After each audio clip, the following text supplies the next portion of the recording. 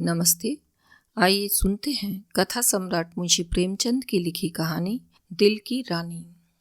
अगर आपने अभी तक मेरे चैनल को सब्सक्राइब नहीं किया है तो कृपया चैनल को सब्सक्राइब करें और नवीनतम कहानियों के लिए घंटी के बटन को दबाएं। जिन वीर तुर्कों के प्रखर प्रताप से ईसाई दुनिया कांप रही थी, उन्हीं का रक्त आज कुस्तुनतूनिया की गलियों में बह रहा है।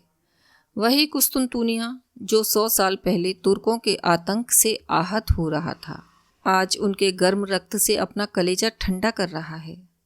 70,000 तुर्क योद्धाओं की लाशें बास फरस की लहरों पर तैर रही हैं और तुर्की सेनापति 1 लाख सिपाहियों के साथ तैमूरी तेज के सामने अपनी किस्मत का फैसला सुनने के लिए खड़ा है।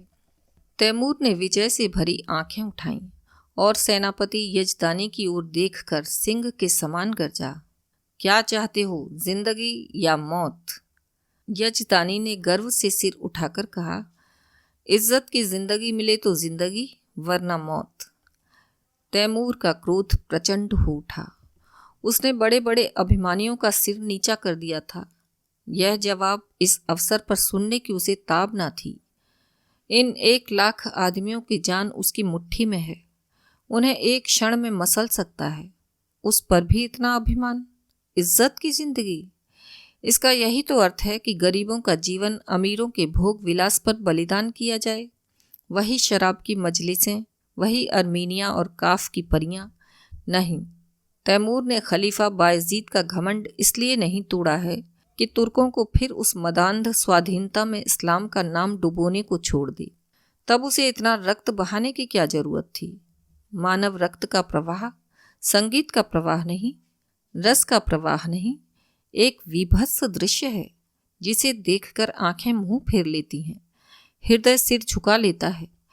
तैमूर कोई हिंसक पशु नहीं है जो यह दृश्य देखने के लिए अपने जीवन की बाजी लगा दे। वह अपने शब्दों में धिक्कार भरकर बोला, जिसे तुम इज्जत की जिंदगी कहते हो वह गुनाह और जहन्नुम की जिंदगी है। यजदानी को तैमूर से दया या क्षमा की आशा ना थी। उसकी या उसके योद्धाओं की जान किसी तरह नहीं बच सकती। फिर क्यों दबे और क्यों ना जान पर खेलकर तैमूर के प्रति उसके मन में जो घृणा है उसे प्रकट कर दे।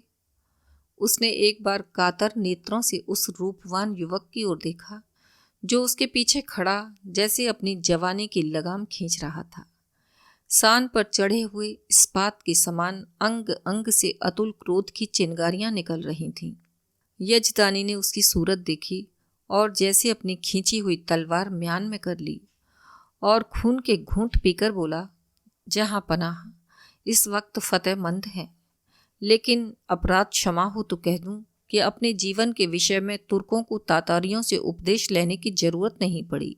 दुनिया से अलग तातार के ऊसर मैदानों में न त्याग और व्रत की उपासना की जा सकती है और न मयस्सर होने वाले पदार्थों का बहिष्कार किया जा सकता है। पर जहाँ खुदा ने नेमतों की वर्षा की हो, वहाँ उन नेमतों का भोग ना करना नाशुक्री है। अगर तलवार ही सभ्यता की सनद होती तो गाल कौम रोमनों से कहीं ज्यादा सभ्य होती। तैमूर जोर से हंसा और उसके सिपाहियों ने तलवारों पर हाथ रख लिए। तैमूर का ठहाका मौत का ठहाका था या गिरने वाले वज्र का तड़ाका। तातार वाले पशु हैं क्यों? मैं यह नहीं कहता। तुम कहते हो खुदा ने तुम्हें ऐश करने के लिए पैदा किया है। मैं कहता हूं वह कुफ्र है। खुदा ने इंसान को बंदगी के लिए पैदा किया है और इसके खिलाफ जो कोई भी कुछ करता है वह काफिर है, जहन्नुमी है। रसूल पाक हमारी जिंदगी को पाक करने के लिए आए थे, हमें सच्चा इंसान बनाने के लिए आए थे, हमें हराम की तालीम देने नहीं। तैमूर दुनिया को इस कुफ्र से पाक कर देने का बीड़ा उठा चुका है।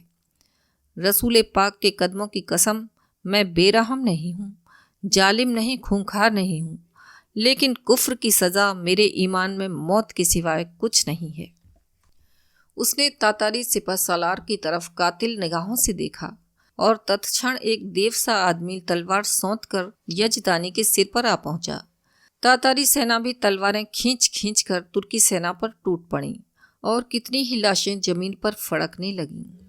सहसा वही रूपवान युवक जो यजदानी के पीछे खड़ा था आगे बढ़कर तैमूर के सामने आया और जैसे मौत को अपनी बंधी हुई मुट्ठियों में मसलता हुआ बोला, ए अपने को मुसलमान कहने वाले बादशाह, क्या यही वह इस्लाम है जिसकी तबलीग का तूने बीड़ा उठाया है?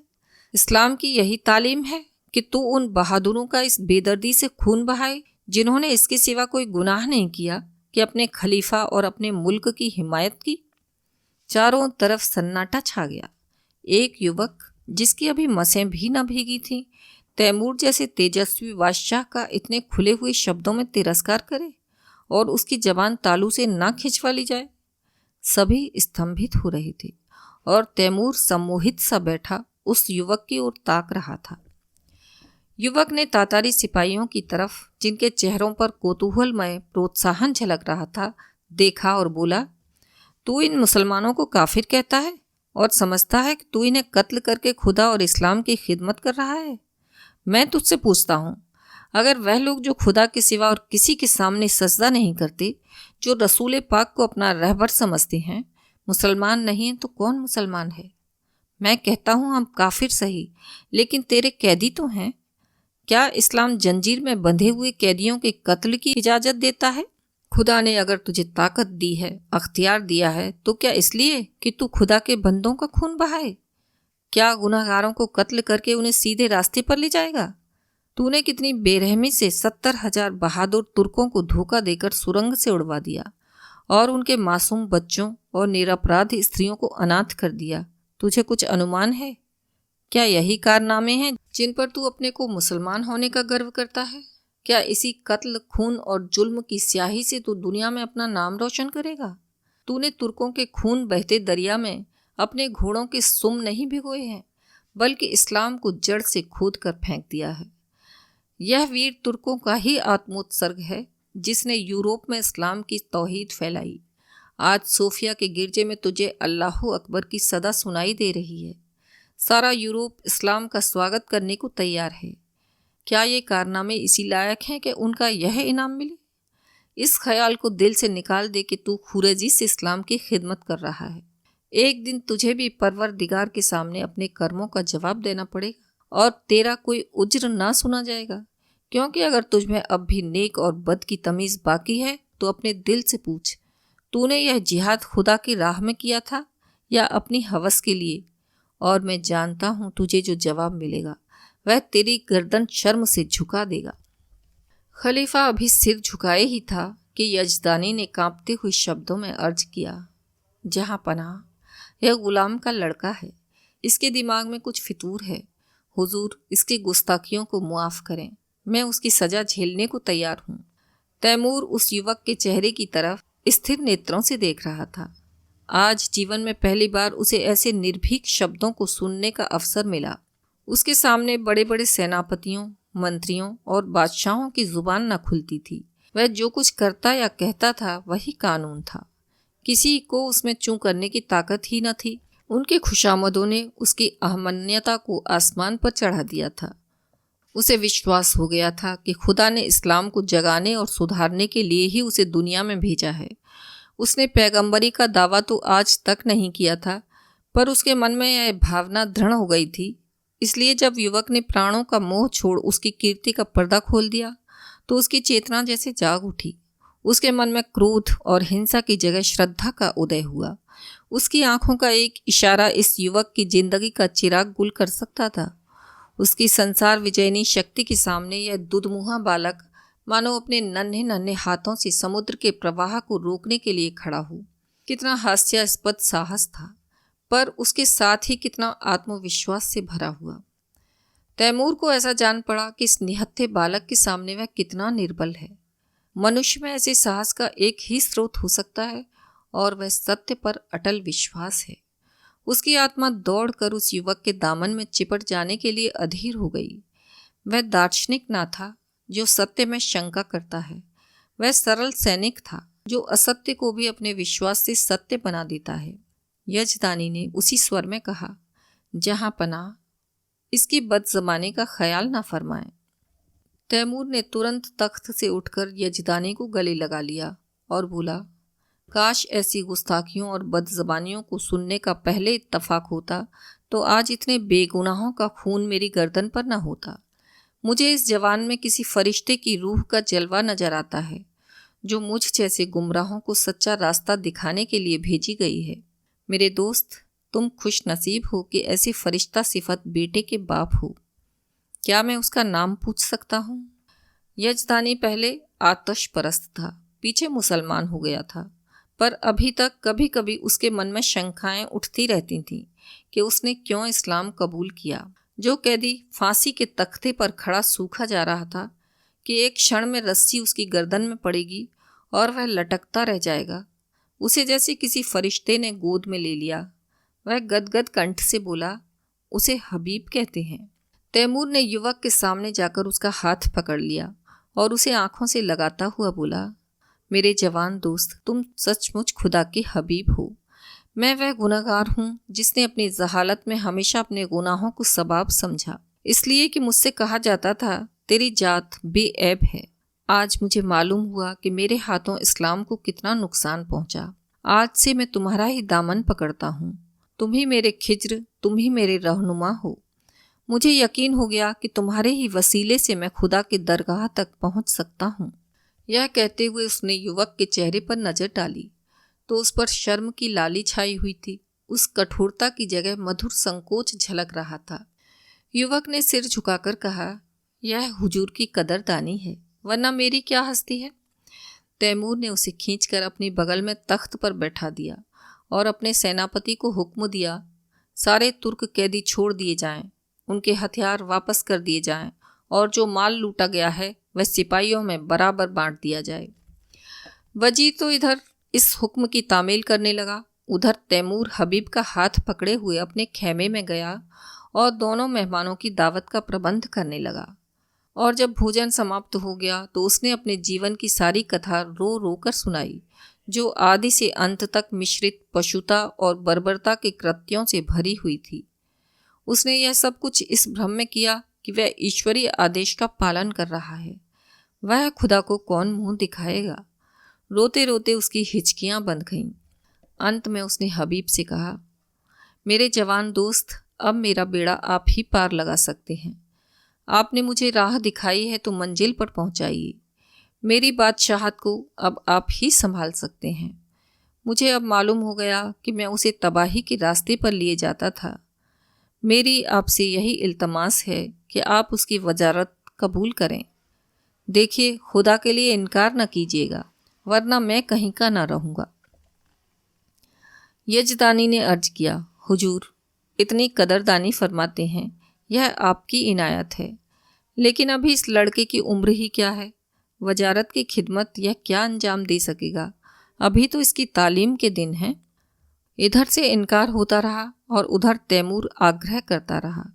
यजदानी इनकार तो कर रहे थे, पर छाती फूली जाती थी। मूसा आग लेने गए थे, पैगंबरी मिल गई। कहाँ मौत के मुंह में जा रहे थे, वजारत मिल गई। लेकिन यह शंका भी थी कि ऐसे अस्थिर चित्त आदमी का क्या ठिकाना। आज खुदा हुए वजारत देने को तैयार हैं, कल नाराज हो गए तो जान की खैरियत नहीं। उन्हें हबीब की लियाकत पर भरोसा तो था, फिर भी जी डरता था कि वीराने देश में ना जाने कैसी पड़े, कैसी ना पड़े। दरबार वालों में षड्यंत्र होते ही रहते हैं। हबीब नेक है, समझदार है, अफसर पहचानता है, लेकिन वह तजुर्बा कहाँ से लाएगा जो उम्र से ही आता है। उन्होंने इस प्रश्न पर विचार करने के लिए 1 दिन की मोहलत मांगी और रुखसत हुई। हबीब यजदानी का लड़का नहीं, लड़की थी। उसका नाम उम्मतुल हबीब था। जिस वक्त यजदानी और उसकी पत्नी मुसलमान हुए तो लड़की की उम्र कुल 12 साल की थी, पर प्रकृति ने उसे बुद्धि और प्रतिभा के साथ विचार स्वातंत्र्य भी प्रदान की थी। वह जब तक सत्यासत्य की परीक्षा ना कर लेती कोई बात स्वीकार न करती। माँ बाप के धर्म परिवर्तन से उसे अशांति तो हुई, पर जब तक इस्लाम का अच्छी तरह अध्ययन ना कर ले वह केवल माँ बाप को खुश करने के लिए इस्लाम की दीक्षा नहीं ले सकती थी। माँ बाप भी उस पर किसी तरह का दबाव ना डालना चाहते थे। जैसे उन्हें अपने धर्म को बदल लेने का अधिकार है, वैसे ही उसे अपने धर्म पर आरूढ़ रहने का भी अधिकार है। लड़की को संतोष हुआ, लेकिन उसने इस्लाम और जरथुश्त धर्म दोनों का ही तुलनात्मक अध्ययन आरंभ किया। और पूरे 2 साल के अन्वेषण और परीक्षण के बाद उसने इस्लाम की दीक्षा ले ली। माता पिता फूले न समाये। लड़की उनके दबाव से मुसलमान नहीं हुई है, बल्कि स्वेच्छा से, स्वाध्याय से और ईमान से। 2 साल तक उन्हें जो एक शंका घेरे रहती थी वह मिट गई। यजदानी के कोई पुत्र न था, और उस युग में जबकि आदमी की तलवार ही सबसे बड़ी अदालत थी, पुत्र का न रहना संसार का सबसे बड़ा दुर्भाग्य था। यजदानी बेटे का अरमान बेटी से पूरा करने लगा। लड़कों की ही भांति उसकी शिक्षा दीक्षा होने लगी। बालकों के से कपड़े पहनती, घोड़े पर सवार होती, शस्त्र विद्या सीखती और अपने बाप के साथ अक्सर खलीफा बायजीद के महलों में जाती और राजकुमारों के साथ शिकार खेलने जाती। इसके साथ ही वह काव्य, दर्शन, विज्ञान और अध्यात्म का भी अभ्यास करती थी। यहाँ तक कि 16वें वर्ष में वह फौजी विद्यालय में दाखिल हो गई और 2 साल के अंदर वहाँ की सबसे ऊंची परीक्षा पास करके फौज में नौकर हो गई। शस्त्र विद्या और सेना संचालन कला में वह इतनी निपुण थी और खलीफा बायजीद उसके चरित्र से इतना प्रसन्न था कि पहले ही पहल उसे एक हजारी मनसब मिल गया। ऐसी युवती के चाहने वालों की क्या कमी। उसके साथ के कितने ही अफसर, राज परिवार के कितने ही युवक उस पर प्राण देते थे, पर कोई उसकी नज़रों में न जचता था। नित्य ही निकाह के पैगाम आते रहते थे, पर वह हमेशा इनकार कर देती थी। वैवाहिक जीवन से उसे अरुचि थी। उसकी स्वाधीन प्रकृति इस बंधन में न पड़ना चाहती थी। फिर नित्य ही वह देखती थी कि युवतियां कितने अरमानों से ब्याह कर लाई जाती हैं और फिर कितने निरादर से महलों में बंद कर दी जाती हैं। उनका भाग्य पुरुषों की दया के अधीन है। अक्सर ऊंचे घराने की महिलाओं से उसको मिलने जुलने का अवसर मिलता था।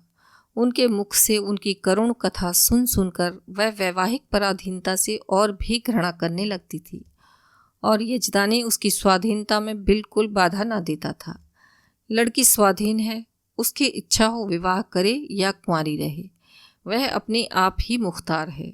उसके पास पैगाम आते तो वह साफ जवाब दे देता, मैं इस बारे में कुछ नहीं जानता, इसका फैसला वही करेगी।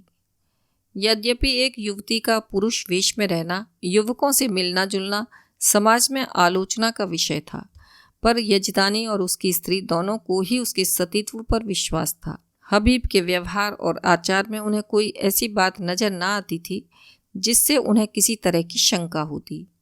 यौवन की आंधी और लालसाओं के तूफान में भी वह 24 वर्ष की बीरबाला अपने हृदय की संपत्ति लिए अटल और अजेय खड़ी थी, मानो सभी युवक उसके सगे भाई हों। कुस्तुन तूनिया में कितनी खुशियां मनाई गईं, हबीब का कितना सम्मान और स्वागत हुआ, कितनी बधाइयाँ मिली, यह सब कहने की बात नहीं। शहर तबाह हुआ जाता था। संभव था आज उसके महलों और बाजारों से आग की लपटें निकलती होती। राज्य और नगर को उस कल्पनातीत विपत्ति से बचाने वाला आदमी कितने आदर, प्रेम, श्रद्धा और उल्लास का पात्र होगा, इसकी तो कल्पना भी नहीं की जा सकती। उस पर कितने फूलों और कितने लाल और जवाहरों की वर्षा हुई, इसका अनुमान तो कोई कवि ही कर सकता है। और नगर की महिलाएं हृदय के अक्षय भंडार से असीसें निकाल निकाल कर उस पर लुटाती थीं और गर्व से फूली हुई उसका मुख निहार कर अपने को धन्य मानती थीं। उसने देवियों का मस्तक ऊंचा कर दिया था। रात को तैमूर के प्रस्ताव पर विचार होने लगा। सामने गद्देदार कुर्सी पर यजदानी था, सौम्य, विशाल, तेजस्वी। उसकी दाहिनी तरफ उसकी पत्नी थी, ईरानी लिबास में, आंखों में दया और विश्वास की ज्योति भरे हुए। बाईं तरफ उम्मतुल हबीब थी, जो इस समय रमणी वेश में मोहिनी बनी हुई थी, ब्रह्मचर्य के तेज से दीप्त। यजदानी ने प्रस्ताव का विरोध करते हुए कहा, मैं अपनी तरफ से कुछ नहीं कहना चाहता, लेकिन यदि मुझे सलाह देने का अधिकार है तो मैं स्पष्ट कहता हूँ कि तुम्हें इस प्रस्ताव को कभी स्वीकार नहीं करना चाहिए। तैमूर से यह बात बहुत दिन तक छिपी नहीं रह सकती कि तुम क्या हो। उस वक्त क्या परिस्थिति होगी मैं नहीं कह सकता, और यहाँ इस विषय में जो कुछ टीकाएं होंगी वह तुम मुझसे ज़्यादा जानती हो। यहाँ मैं मौजूद था और कुत्सा को मुंह न खोलने देता था, पर वहाँ तुम अकेली रहोगी और कुत्सा को मनमाने आरोप करने का अवसर मिलता रहेगा। उसकी पत्नी स्वेच्छा को इतना महत्व न देना चाहती थी। बोली, मैंने सुना है तैमूर निगाहों का अच्छा आदमी नहीं है। मैं किसी तरह तुझे ना जाने दूंगी। कोई बात हो जाए तो सारी दुनिया हंसे, यूं ही हंसने वाले क्या कम हैं। इसी तरह स्त्री पुरुष बड़ी देर तक ऊंच नीच सुझाते रहे और तरह तरह की शंकाएं करते रहे, लेकिन हबीब मौन साधे बैठी हुई थी। यजदानी ने समझा हबीब भी उनसे सहमत है। इनकार की सूचना देने के लिए ही था कि हबीब ने पूछा, आप तैमूर से क्या कहेंगे? यही जो यहाँ तय हुआ है। मैंने तो अभी कुछ नहीं कहा। मैंने तो समझा तुम भी हमसे सहमत हो। जी नहीं, आप उनसे जाकर कह दें मैं स्वीकार करती हूँ। माता ने छाती पर हाथ रखकर कहा, यह क्या गजब करती है बेटी, सोच तो दुनिया क्या कहेगी। यजदानी भी सिर थाम कर बैठ गए, मानो हृदय में गोली लग गई हो। मुंह से एक शब्द भी न निकला। हबीब त्योरियों पर बल डालकर बोली, अम्मी जान, मैं आपके हुक्म से जौ भर भी मुंह नहीं फेरना चाहती। आपको पूरा अख्तियार है, मुझे जाने दें या ना जाने दें, लेकिन मुल्क की खिदमत का ऐसा मौका शायद मुझे जिंदगी में फिर न मिले। इस मौके को हाथ से खो देने का अफसोस मुझे उम्र भर रहेगा।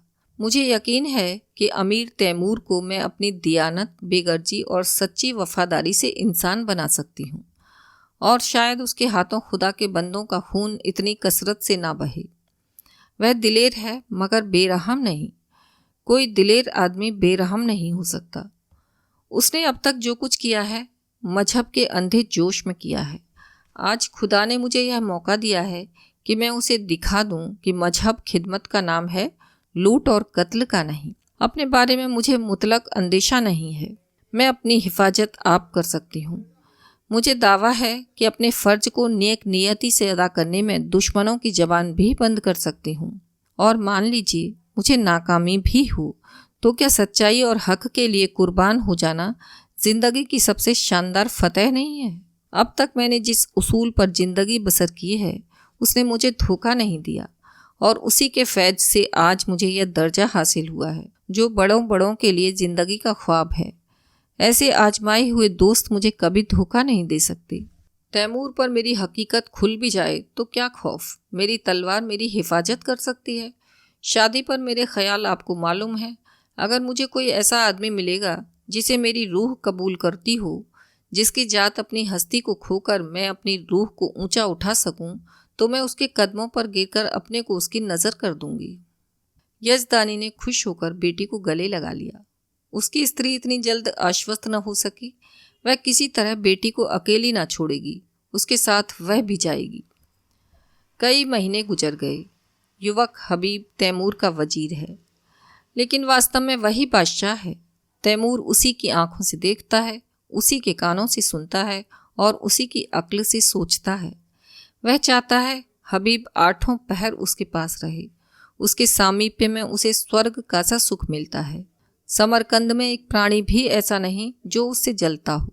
उसके बर्ताव ने सभी को मुग्ध कर लिया है, क्योंकि वह इंसाफ से जौ भर भी कदम नहीं हटाता। जो लोग उसके हाथों चलती हुई न्याय की चक्की में पिस जाते हैं, वे भी उससे सद्भाव ही रखते हैं, क्योंकि वह न्याय को जरूरत से ज़्यादा कटु नहीं होने देता। संध्या हो गई थी। राज्य कर्मचारी जा चुके थे। क्षमादान में मोम की बत्तियां जल रही थीं। अगर की सुगंध से सारा दीवान महक रहा था।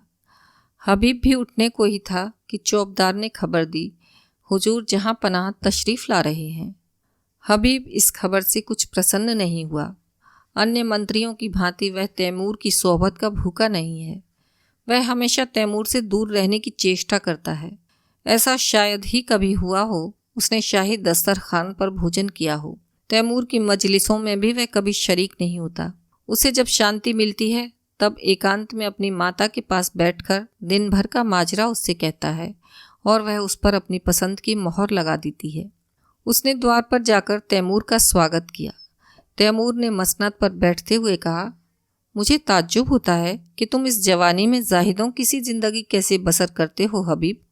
खुदा ने तुम्हें वह हुस्न दिया है कि हसीन से हसीन नाजनीन भी तुम्हारी माशूक बनकर अपने को खुशनसीब समझेंगी। मालूम नहीं तुम्हें खबर है या नहीं, जब तुम अपने मुश्किल घोड़े पर सवार होकर निकलते हो तो समरकंद की खिड़कियों पर हजारों आंखें तुम्हारी एक झलक देखने के लिए मुंतजिर बैठी रहती हैं, पर तुम्हें किसी ने किसी तरफ आंखें उठाते नहीं देखा। मेरा खुदा गवाह है, मैं कितना चाहता हूँ कि तुम्हारे कदमों के नक्शे पर चलूँ, पर दुनिया मेरी गर्दन नहीं छोड़ती। क्यों अपनी पाक जिंदगी का जादू मुझ पर नहीं डालते? मैं चाहता हूँ जैसे तुम दुनिया में रहकर भी दुनिया से अलग रहते हो, वैसे मैं भी रहूँ, लेकिन मेरे पास ना वह दिल है ना वह दिमाग। मैं हमेशा अपने आप पर, सारी दुनिया पर दांत पीसता रहता हूँ, जैसे मुझे हरदम खून की प्यास लगी रहती है, जिसे तुम बुझने नहीं देते, और यह जानते हुए भी कि तुम जो कुछ करते हो इससे बेहतर कोई दूसरा नहीं कर सकता। मैं अपने गुस्से को काबू में नहीं कर सकता। तुम जिधर से निकलते हो मोहब्बत और रोशनी फैला देते हो। जिसको तुम्हारा दुश्मन होना चाहिए वह भी तुम्हारा दोस्त है। मैं जिधर से निकलता हूँ नफरत और शुभा फैलाता हुआ निकलता हूँ। जिसे मेरा दोस्त होना चाहिए वह भी मेरा दुश्मन है। दुनिया में बस यही एक जगह है जहाँ मुझे आफियत मिलती है। अगर तुम समझते हो यह ताज और तख्त मेरे रास्ते के रोड़े हैं, तो खुदा की कसम मैं आज इन पर लात मार दूं। मैं आज तुम्हारे पास यही दरखास्त लेकर आया हूँ कि तुम मुझे वह रास्ता दिखाओ जिससे मैं सच्ची खुशी पा सकूं। मैं चाहता हूँ तुम इसी महल में रहो ताकि मैं तुमसे सच्ची जिंदगी का सबक सीखूं। हबीब का हृदय धक से हो उठा। कहीं अमीर पर उसके नारीत्व का रहस्य खुल तो नहीं गया। उसकी समझ में ना आया कि उसे क्या जवाब दे। उसका कोमल हृदय तैमूर की इस करुण आत्मग्लानि पर द्रवित हो गया। जिसके नाम से दुनिया कांपती है वह उसके सामने एक दयनीय प्रार्थी बना हुआ उससे प्रकाश की भिक्षा मांग रहा है। तैमूर की उस कठोर, विकृत, शुष्क, हिंसात्मक मुद्रा में उसे एक स्निग्ध मधुर ज्योति दिखाई दी, मानो उसका जागृत विवेक भीतर से झांक रहा हो।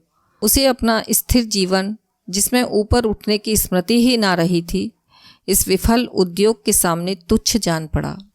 उसने मुग्ध कंठ से कहा, हुजूर, इस गुलाम की इतनी कद्र करते हैं, यह मेरी खुशनसीबी है, लेकिन मेरा शाही महल में रहना मुनासिब नहीं। तैमूर ने पूछा, क्यों? इसलिए कि जहाँ दौलत ज़्यादा होती है वहाँ डाके पड़ते हैं, और जहाँ कद्र ज़्यादा होती है वहाँ दुश्मन भी ज़्यादा होते हैं। तुम्हारा दुश्मन भी कोई हो सकता है। मैं खुद अपना दुश्मन हो जाऊंगा। आदमी का सबसे बड़ा दुश्मन गुरूर है। तैमूर को जैसे कोई रत्न मिल गया। उसे अपनी मनः तुष्टि का आभास हुआ। आदमी का सबसे बड़ा दुश्मन गुरूर है। इस वाक्य को मन ही मन दोहराकर उसने कहा, तुम मेरे काबू में कभी ना आओगे हबीब। तुम वह परिंदा हो जो आसमान में ही उड़ सकता है। उसे सोने के पिंजरे में भी रखना चाहो तो फड़फड़ाता रहेगा। खैर, खुदा हाफिज। वह तुरंत अपने महल की ओर चला, मानो उस रत्न को सुरक्षित स्थान में रख देना चाहता हो। यह वाक्य आज पहली बार उसने ना सुना था, पर आज इसमें जो ज्ञान, जो आदेश, जो सद्प्रेरणा उसे मिली वह कभी न मिली थी।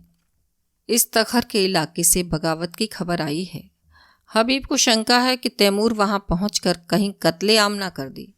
वह शांतिमय उपायों से इस विद्रोह को ठंडा करके तैमूर को दिखाना चाहता है कि सद्भावना में कितनी शक्ति है। तैमूर उसे इस मुहिम पर नहीं भेजना चाहता, लेकिन हबीब के आग्रह के सामने बेबस है। हबीब को जब और कोई युक्ति ना सूझी तो उसने कहा, गुलाम के रहते हुए हुजूर अपनी जान खतरे में डालें, यह नहीं हो सकता। तैमूर मुस्कुराया, मेरी जान की तुम्हारी जान के मुकाबले में कोई हकीकत नहीं है हबीब। फिर मैंने तो कभी जान की परवाह ना की। मैंने दुनिया में कत्ल और लूट के सिवा और क्या यादगार छोड़ी। मेरे मर जाने पर दुनिया मेरे नाम को रोएगी नहीं। यकीन मानो, मेरे जैसे लुटेरे हमेशा पैदा होंगे, लेकिन खुदा ना करे तुम्हें कुछ हो गया तो यह सल्तनत खाक में मिल जाएगी, और तब मुझे भी सीने में खंजर चुभा लेने के सिवा और कोई रास्ता नहीं रहेगा। मैं नहीं कह सकता हबीब, तुमसे मैंने कितना पाया। काश 10-5 साल पहले तुम मुझे मिल जाते तो तैमूर तारीख में इतना रूसियाह ना होता। आज अगर ज़रूरत पड़े तो अपने जैसे 100 तैमूरों को तुम्हारे ऊपर निसार कर दूं। यही समझ लो कि तुम मेरी रूह को अपने साथ लिए जा रहे हो। आज मैं तुमसे कहता हूँ हबीब कि मुझे तुमसे इश्क है, वह इश्क जो मुझे आज तक किसी हसीना से नहीं हुआ।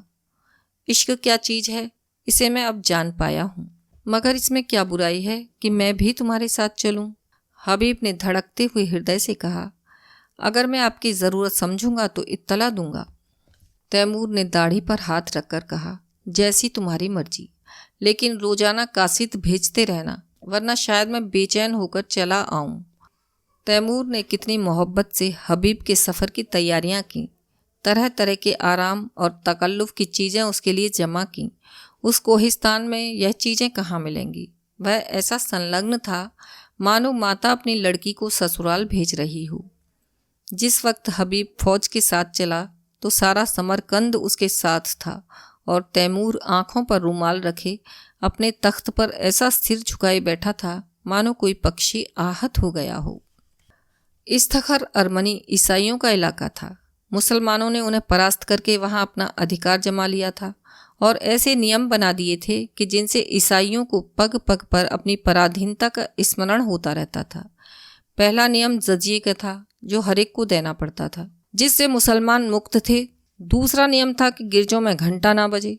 तीसरा नियम मदिरा का, जिसे मुसलमान हराम समझते थे। ईसाइयों ने इन नियमों का क्रियात्मक विरोध किया और मुसलमान अधिकारियों ने शस्त्र बल से काम लेना चाहा तो ईसाइयों ने बगावत कर दी।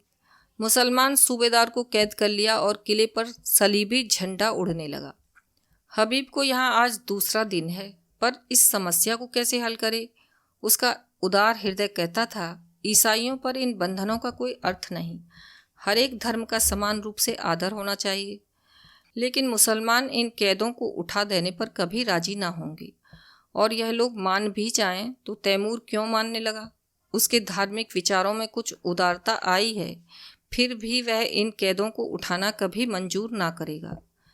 लेकिन क्या वह इसलिए ईसाइयों को सजा दे कि वह अपनी धार्मिक स्वाधीनता के लिए लड़ रहे हैं? जिसे वह सत्य समझता है उसकी हत्या कैसे करे? नहीं, उसे सत्य का पालन करना होगा, चाहे इसका नतीजा कुछ भी हो। अमीर समझेंगे मैं ज़रूरत से ज़्यादा बढ़ा जा रहा हूँ, कोई मुजायका नहीं। दूसरे दिन हबीब ने प्रातःकाल डंके की चोट ऐलान कराया, जजिया माफ़ किया गया, शराब और घंटों पर कोई भेद नहीं है। मुसलमानों में तहलका पड़ गया, यह कुफ्र है, हराम परस्ती है। अमीर तैमूर ने जिस इस्लाम को अपने खून से सींचा, उसकी जड़ उन्हीं के वजीर हबीब पाशा के हाथों खुद रही है। पासा पलट गया। शाही फौजें मुसलमानों से जा मिलीं। हबीब ने इस्तखर के किले में पनाह ली। मुसलमानों की ताकत शाही फौज से मिल जाने से बहुत बढ़ गई थी। उन्होंने किला घेर लिया और यह समझकर कि हबीब ने तैमूर से बगावत की है, तैमूर के पास इसकी सूचना देने और परिस्थिति समझाने के लिए कासिद भेजा। आधी रात गुजर चुकी थी। तैमूर को 2 दिनों से इस्तखर की कोई खबर ना मिली थी। तरह तरह की शंकाएं हो रही थीं। मन में पछतावा हो रहा था कि उसने क्यों हबीब को अकेला जाने दिया। माना कि वह बड़ा नीति कुशल है, पर बगावत कहीं जोर पकड़ गई तो मुट्ठी भर आदमियों से वह क्या कर सकेगा। और बगावत यकीनन जोर पकड़ेगी। वहाँ के ईसाई बला के सरकश हैं। जब उन्हें मालूम होगा कि तैमूर की तलवार में जंग लग गया और उसे अब महलों की ज़िंदगी ज़्यादा पसंद है, तो उनकी हिम्मतें दूनी हो जाएंगी। हबीब कहीं दुश्मनों में घिर गया तो बड़ा गजब हो जाएगा। उसने अपनी जानों पर हाथ मारा और पहलू बदलकर अपने ऊपर झुंझलाया। वह इतना पस्त हिम्मत क्यों हो गया? क्या उसका तेज और शौर्य उससे विदा हो गया, जिसका नाम सुनकर दुश्मनों में कंपन पड़ जाता था? वह आज अपना मुंह छिपाकर महलों में बैठा हुआ है। दुनिया की आंखों में इसका एक ही अर्थ हो सकता है कि तैमूर अब मैदान का शेर नहीं, कालीन का शेर हो गया। हबीब फरिश्ता है, इंसान की बुराइयों से वाकिफ नहीं, जो रहम और साफ दिल और बेगर्जी का देवता है। वह क्या जाने इंसान कितना शैतान हो सकता है। अमन के दिनों में तो ये बातें कौम और मुल्क को तरक्की के रास्ते पर ले जाती हैं, पर जंग में जबकि शैतानी जोश का तूफान उठता है, खूबियों की गुंजाइश नहीं। उस वक्त तो उसी की जीत होती है जो इंसानी खून का रंग खेले, खेतों खलियानों की होली जलाए, जंगलों को बसाए और बस्तियों को वीरान करे। अमन का कानून जंग के कानून से बिल्कुल जुदा है। सहसा चौबदार ने इस्तखर से एक कासिद के आने की खबर दी। कासिद ने ज़मीन चूमी और एक किनारे अदब से खड़ा हो गया।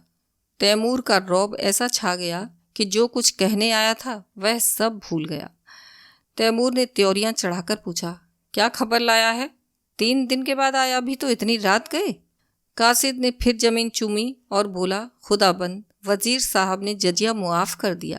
तैमूर गरज उठा, क्या कहता है? जजिया माफ़ कर दिया? हाँ खुदाबंद, किसने? वजीर साहब ने। किसके हुक्म से? अपने हुक्म से हुजूर। और हुजूर शराब का भी हुक्म दे दिया। गिरजों में घंटे बजाने का भी हुक्म हो गया है। और खुदाबंद ईसाइयों से मिलकर मुसलमानों पर हमला कर दिया। तो मैं क्या करूं? हुजूर हमारे मालिक हैं, अगर हमारी कुछ मदद ना हुई तो वहाँ एक मुसलमान भी जिंदा ना बचेगा। हबीब पाशा इस वक्त कहाँ हैं? इस तखर के किले में हुजूर। और मुसलमान क्या कर रहे हैं? हमने ईसाइयों को किले में घेर लिया है, उन्हीं के साथ हबीब को भी। हाँ हुजूर, वह हुजूर से बागी हो गए और इसलिए मेरे वफादार इस्लाम के खादिमों ने उन्हें कैद कर रखा है। मुमकिन है मेरे पहुँचते पहुँचते उन्हें कत्ल भी कर दें।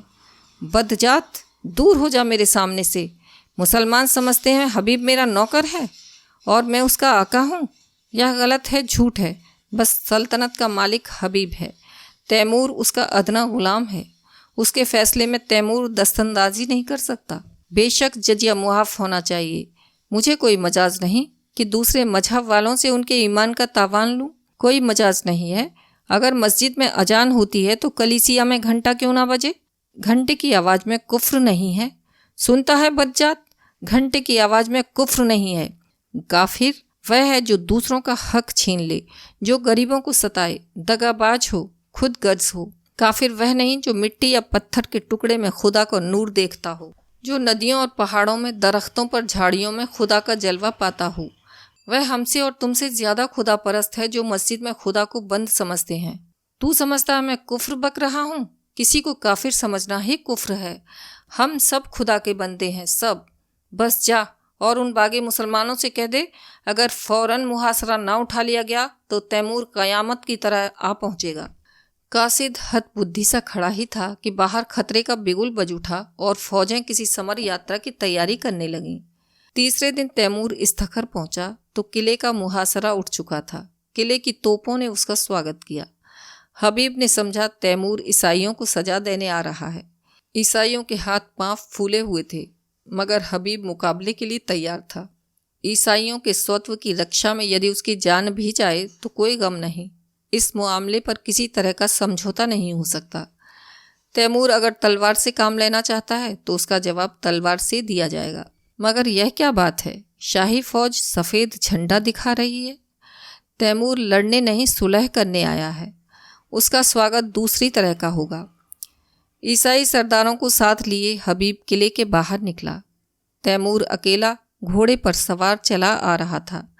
हबीब घोड़े से उतरकर आदाब बजा लाया। तैमूर भी घोड़े से उतर पड़ा और हबीब का माथा चूम लिया और बोला, मैं सब कुछ सुन चुका हूँ हबीब। तुमने बहुत अच्छा किया और वही किया जो तुम्हारे सिवा दूसरा नहीं कर सकता था। मुझे जजिया लेने का या ईसाइयों के मजहबी हक छीनने का कोई मिजाज न था। मैं आज दरबार करके इन बातों की तस्दीक कर दूंगा और तब मैं एक ऐसी तजवीज़ करूंगा जो कई दिन से मेरे जहन में आ रही है और मुझे उम्मीद है कि तुम उसे मंजूर कर लोगे। मंजूर करना पड़ेगा। हबीब के चेहरे का रंग उड़ रहा था। कहीं हकीकत खुल तो नहीं गई? वह क्या तजवीज़ है? उसके मन में खलबली पड़ गई। तैमूर ने मुस्कुराकर पूछा, तुम मुझसे लड़ने को तैयार थे? हबीब ने शर्माते हुए कहा, हक के सामने अमीर तैमूर की भी कोई हकीकत नहीं। बेशक बेशक, तुम में फरिश्तों का दिल है तो शेरों की हिम्मत भी है, लेकिन अफसोस यही है कि तुमने गुमान ही क्यों किया कि तैमूर तुम्हारे फैसले को मनसूख कर सकता है। यह तुम्हारी ज़ात है जिसने मुझे बतलाया है कि सल्तनत किसी आदमी की जायदाद नहीं बल्कि एक ऐसा दरख्त है जिसकी हर एक शाख और पत्ती एक सी खुराक पाती है। दोनों किले में दाखिल हुए। सूरज डूब चुका था। आन की आन में दरबार लग गया और उसमें तैमूर ने ईसाइयों के धार्मिक अधिकारों को स्वीकार किया। चारों तरफ से आवाज़ आई, खुदा हमारे शहंशाह की उम्र दराज करे। तैमूर ने उसी सिलसिले में कहा, दोस्तों, मैं इस दुआ का हकदार नहीं हूँ। जो चीज़ मैंने आपसे जबरन छीन ली थी उसे आपको वापस देकर मैं दुआ का काम नहीं कर रहा हूँ। इससे कहीं ज़्यादा मुनासिब यह है कि आप मुझे लानत दें कि मैंने इतने दिनों तक आपके हक़ों से आपको मरहूम रखा। चारों तरफ से आवाज़ आई, मरहबा मरहबा। दोस्तों, उन हकों के साथ साथ मैं आपकी सल्तनत भी आपको वापस करता हूँ, क्योंकि खुदा की निगाह में सभी इंसान बराबर हैं और किसी कौम या शख्स को दूसरी कौम पर हुकूमत करने का अख्तियार नहीं है। आज से आप अपने बादशाह हैं। मुझे उम्मीद है कि आप भी मुस्लिम आबादी को उसके जायज़ हकों से मरहूम ना करेंगे। अगर कभी ऐसा मौका आए कि कोई ज़ाबिर कौम आपकी आज़ादी छीनने की कोशिश करे तो तैमूर आपकी मदद करने को हमेशा तैयार रहेगा। किले में जश्न खत्म हो चुका है। उमरा और हुक्काम रुखसत हो चुके हैं। दीवाने खास में सिर्फ तैमूर और हबीब रह गए हैं। हबीब के मुख पर आज स्मित हास्य की वह छटा है जो सदैव गंभीरता के नीचे दबी रहती है। आज उसके कपोलों पर जो लाली, आँखों में जो नशा, अंगों में जो चंचलता है, वह तो और कभी नजर न आई थी। वह कई बार तैमूर से शोखियाँ कर चुका है, कई बार हंसी कर चुका है। उसकी युवती चेतना पद और अधिकार को भूलकर चहकती फिरती है। सहसा तैमूर ने कहा, हबीब, मैंने आज तक तुम्हारी हर एक बात मानी है। अब मैं तुमसे यह तजवीज करता हूँ, जिसका मैंने जिक्र किया है उसे तुम्हें कबूल करना पड़ेगा। हबीब ने धड़कते हुए हृदय से सिर झुकाकर कहा, फरमाइए। पहले वादा करो कि तुम कबूल करोगे। मैं तो आपका गुलाम हूँ। नहीं, तुम मेरे मालिक हो, मेरी ज़िंदगी की रोशनी हो। तुमसे मैंने कितना फैज पाया है उसका अंदाज नहीं कर सकता। मैंने अब तक सल्तनत को अपनी ज़िंदगी की सबसे प्यारी चीज़ समझा था। इसके लिए मैंने सब कुछ किया जो मुझे ना करना चाहिए था। अपनों के खून से भी इन हाथों को दागदार किया, गैरों के खून से भी। मेरा काम अब ख़त्म हो चुका। मैंने बुनियाद जमा दी। इस पर महल बनाना तुम्हारा काम है। मेरी यही इल्तजा है कि आज से तुम इस बादशाहत के अमीर हो जाओ, मेरी ज़िंदगी में भी और मेरे मरने के बाद भी। हबीब ने आकाश में उड़ते हुए कहा, इतना बड़ा बोझ मेरे कंधे इतने मजबूत नहीं हैं। तैमूर ने दीन आग्रह के स्वर में कहा, नहीं मेरे प्यारे दोस्त, मेरी यह इल्तजा तुम्हें माननी पड़ेगी।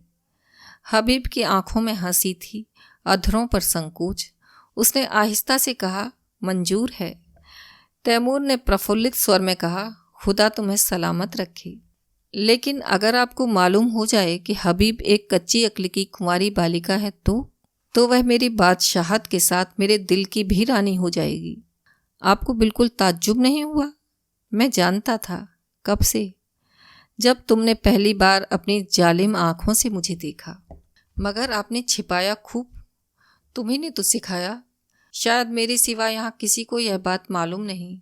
आपने कैसे पहचान लिया? तैमूर ने मतवाली आँखों से देखकर कहा, यह ना बताऊंगा। यही हबीब तैमूर की बेगम हमीदा के नाम से मशहूर हैं। अभी आप सुन रहे थे कथा सम्राट मुंशी प्रेमचंद की लिखी कहानी दिल की रानी।